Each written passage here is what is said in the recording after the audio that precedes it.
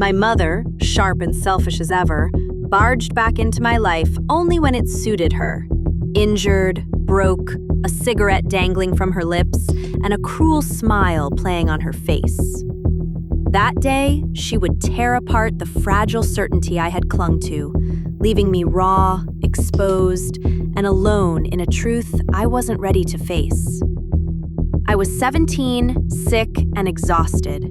Not just from my own body, which had betrayed me for as long as I could remember, but from carrying a family's secrets I didn't even know existed. Grace, my older sister, and I had always been close. People often thought we were twins, despite the age gap. Our mixed heritage, black and white, confused strangers into guessing we were Mexican or Latina. I never minded the guesses. I liked the mystery. But the greatest mystery of all wasn't what the world thought of me. It was the half of my own blood I had never met. Our mother had always been a storm. Grace came first when she was 18. I followed at 20. 2 more kids came after me, filling out her chaotic life. But when our father went to jail, she couldn't, or wouldn't, care for us. Grace and I were sent to live with our grandparents.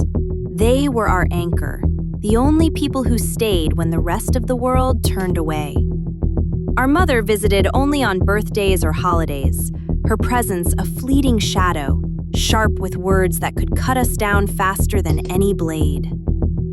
I had always been the sick child, the one who carried the invisible weight of the family. Since 2nd grade, I had been in hospitals, enduring surgeries, rare diagnoses, and the constant fear that my body might fail me again. Everyone else in the family was untouched, untouchable. I became the family joke. She takes all the illnesses. They said it lightly, but for me, it was a cage I could never escape. That day began like any other. My mother had moved in because she was injured and couldn't pay rent. We gave her the spare room, though the resentment simmered beneath my skin. That afternoon, 4 strangers asked if I was Mexican. "No, I'm just black," I said, annoyed but joking to mask the frustration. Maybe I should carry a DNA test on my forehead to prove it. Her eyes flicked toward me. That sharp, cruel smirk appeared, the one that had haunted my childhood. "DNA test?" she said slowly. Smoke curled around her words. "Come outside for a minute." I hesitated. Something about her tone made my stomach twist. Outside, she lit her cigarette and exhaled. The air smelled of ash and something bitter, like the truth she was about to drop. "Tony is not your dad." The world tilted. My chest tightened, my hands trembled, and the air seemed to vanish. My mind spun, trying to catch up. "What?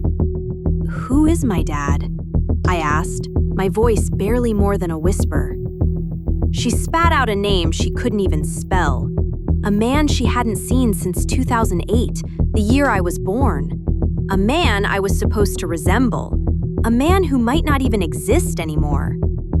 When I asked for a picture, she shrugged. "No one's seen him. Not since before you were born." And then the cruelest part. Everyone knew, except me and Grace. She had me tested before I was born. Before I even had a chance to exist as a person, she decided what I needed and what I didn't deserve to know.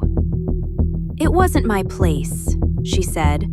Her voice was soft, casual, dismissive.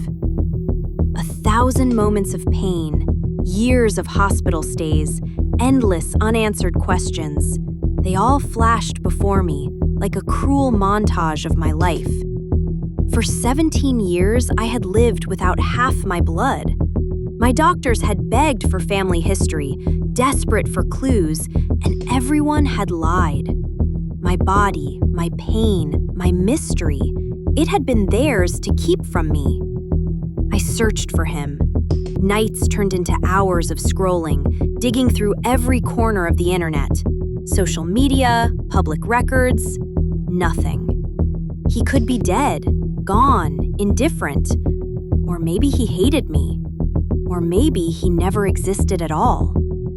The not knowing was worse than the truth, but in the darkness, I found Grace, my twin in spirit, my anchor. Together, we mourned what we never had, what we were denied. Together, we screamed, cried, and held each other while the night pressed heavy against our windows. And in those moments, I realized something. My mother could take secrets, lies, and absence away from me, but she could never take me. I began to piece together my life, not the life she gave me, but the life I would claim. I started researching my medical history, documenting what I knew, preparing for the day I would meet a doctor who might actually listen. I started thinking about who I was outside of her cruelty, outside of Grace, outside of the walls that had confined me. I started to see myself clearly for the first time, strong, resilient, and determined.